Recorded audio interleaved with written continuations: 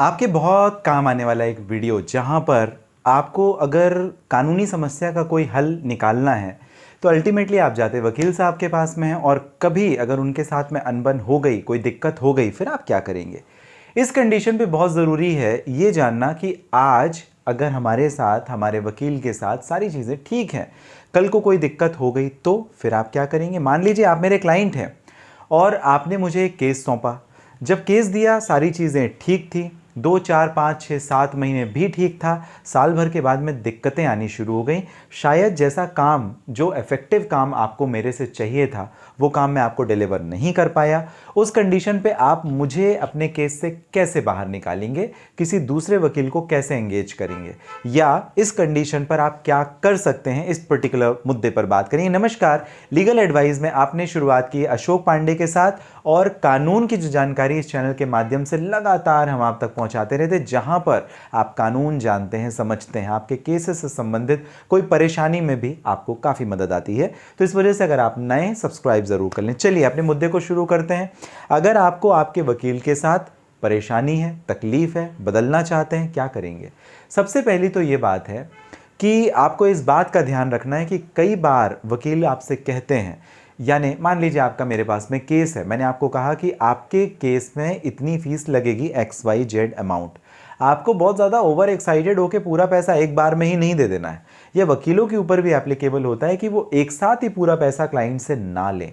जैसे जैसे step by step वो काम करते जाएं और वो अपनी फीस लेते जाएं। दूसरी ज़रूरी बात यह है कि अगर उन्होंने पूरे के पूरे केस के बारे में बात कर रखी है तो उस कंडीशन पर आपके लिए ज़रूरी हो जाता है बीइंग क्लाइंट कि आप उनसे एक रिसीविंग या एक्नॉलेजमेंट ज़रूर ले लें कि इस पूरे केस को चलने के दौरान आपकी ये फीस रहेगी, इसके अलावा आप कोई एक्स्ट्रा चार्ज नहीं करेंगे। या अगर मैं वकील हूँ तो ये मेरी भी जवाबदारी हो जाती है कि मेरे क्लाइंट को मुझे एक कमिटमेंट देना है कि इस पूरे केस के चलने के दौरान मैं आपसे इतना ही फीस लूंगा, इसके अलावा मैं आपसे कोई चार्ज नहीं करूंगा। कुछ एडिशनल है या कुछ टर्म्स कंडीशन है वो भी आप स्पेसिफाइड कर सकते हैं। अगर मान लीजिए बात विवाद हो गया, फिर आप क्या करेंगे। आपको किसी दूसरे वकील को एंगेज करना है। इसके लिए वकालतनामा में आपको NOC चाहिए होती है। अब इसके लिए क्या करना पड़ेगा समझते हैं।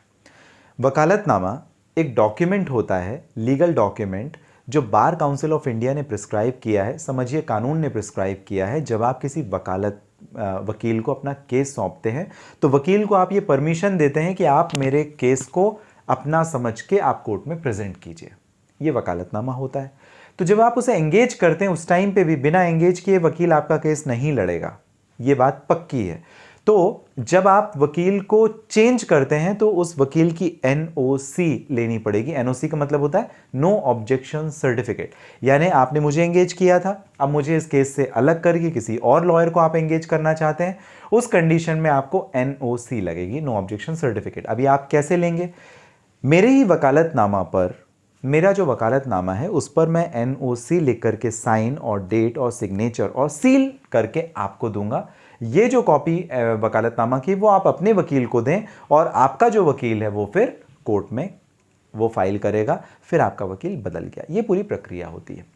कई बार आपका मेरा मतभेद, मनभेद था, अब मैं आपको NOC नहीं दे रहा हूं, अब आप क्या करेंगे। उस कंडीशन पर बार काउंसिल ऑफ इंडिया ने दूसरा प्रोविजन किया है जहां पर मैं एक एप्लीकेशन सेल्फ दूंगा कोर्ट के सामने, जिसे कहते हैं चेंजिंग काउंसिल एप्लीकेशन। और ये चेंजिंग काउंसिल एप्लीकेशन में कोर्ट दो चीज़ें करती हैं, या कि वकील को भी एक सुनवाई का मौका कि क्यों भाई आप इन्हें NOC क्यों नहीं दे रहे हो, या कि कोर्ट उन्हें डायरेक्शन देती है कि भाई आप इनको NOC दे दो। तो ये दोनों ही कंडीशन है जहां पर चेंजिंग काउंसिल का एप्लीकेशन भी कोर्ट के सामने जाता है, कोर्ट परमिट कर दे तो बिना वकील के आप चेंजिंग काउंसिल एप्लीकेशन के थ्रू भी वकील को बदल सकते हैं।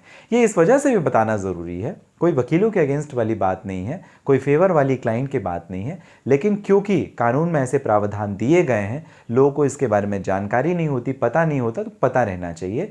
और अगर वो अपने कानूनी अधिकारों के लिए, वकील तो सजग है ही क्योंकि वो कानून का विद्यार्थी है, लेकिन अगर क्लाइंट भी सजग है तो इसमें क्या गलत बात है, बिल्कुल गलत बात नहीं है। तो इस वजह से क्लाइंट को भी मालूम रहना चाहिए कि एक वकील को बदलते कैसे हैं। ये आप केस के चलने के दौरान भी कर सकते हैं। आपने केस में एंगेज तो कर दिया, आप अनसेटिस्फाइड हैं, आपको उनसे कुछ रिजल्ट नहीं मिल रहा है, तो भी आप कर सकते हैं। कई बार ऐसा होता है कि आप किसी दिक्कत में आकर के परेशानी में फंस जाते हैं, किसी लॉयर को आपने एंगेज किया, वो नॉन प्रैक्टिसिंग लॉयर है, वो उस कोर्ट में काम ही नहीं करता, प्रैक्टिस ही नहीं करता, पैसों के लालच में उन्होंने आपसे केस या काम ले लिया था, अब वो आपका काम नहीं कर रहे, तो ऐसे में तो आपका सब कुछ बर्बाद हो जाएगा। तो उस कंडीशन पर भी आप ये कर सकते हैं। तो ये चेंजिंग काउंसिल का एप्लीकेशन दूसरा एक तरीका है जहां पर आप अपने वकील को बदल सकते हैं। अब ये डिस्ट्रिक्ट कोर्ट में भी, सेशन कोर्ट में भी, हाई कोर्ट में भी, सुप्रीम कोर्ट में भी जो तरीका है वो तरीका एक ही रहेगा, वकील को बदलने का। और कोशिश ये करें कि बार बार आप अपने वकील को ना बदलें। कई बार आपको डाउट आता है ना, क्या मेरा वकील उसके साथ में मिल गया, उस पार्टी से बात कर रहा था, ये सब आपकी गलतफहमियां होती हैं। अमूमन 99% केसेस में ऐसा कुछ भी नहीं होता है, ये केवल और केवल आपकी गलतफहमी होती है। बीइंग अ क्लाइंट मैं आपको बता रहा हूं, तो इस वजह से आप बार बार अपने वकील ना बदलें। इससे क्या होता है, आपका और आपके वकील का ट्रस्ट तो टूटता ही टूटता है, साथ में दूसरी जो सबसे बड़ी मुसीबत आती है, आप अगला वकील करेंगे, वापस से आप फीस देंगे, हो सकता है वो वापस से कोई और प्रक्रिया कर रहा हो, या आपको उससे भी वर्स्ट कोई कंडीशन में लेकर के चला जाए, तो बहुत सारे कॉम्प्लिकेशन आते हैं। इस वजह से एक बार तो चलो सही है वकील बदलना, अगर आपको डाउट है, आपको रिजल्ट नहीं मिल रहा है, आपको कोई और परेशानी, लेकिन बार बार अगर आप वकील बदल रहे हैं तो फिर आप ये समझिए दिक्कत आपके वकील में नहीं थी, दिक्कत आप में है। आपकी अगर कोई परेशानी है, कोई अगर सजेशन है, जानना चाहते हैं, पूछना चाहते हैं, इस वीडियो के कमेंट बॉक्स में मेंशन कर सकते हैं। डायरेक्टली अपॉइंटमेंट बुक करके भी आपकी और मेरी हो जाएगी बात। आपने शुरुआत अशोक पांडे के साथ में की थी और अंत भी आप कर रहे हैं अशोक पांडे के साथ, लेकिन ये अंत नहीं है, हम मिलते रहेंगे। वीडियो की सीरीज श्रृंखला लगातार इस चैनल के माध्यम से मैं आपको भेजता हूं, इस वजह सब्सक्राइब जरूर कर लें। लीगल एडवाइस आपका चैनल है, कानून की हम मुद्दों की बात करते हैं। कानून अगर आप जानेंगे, सजग रहेंगे, सतर्क रहेंगे, इसी विश्वास के साथ मिलेंगे अगले वीडियो पर।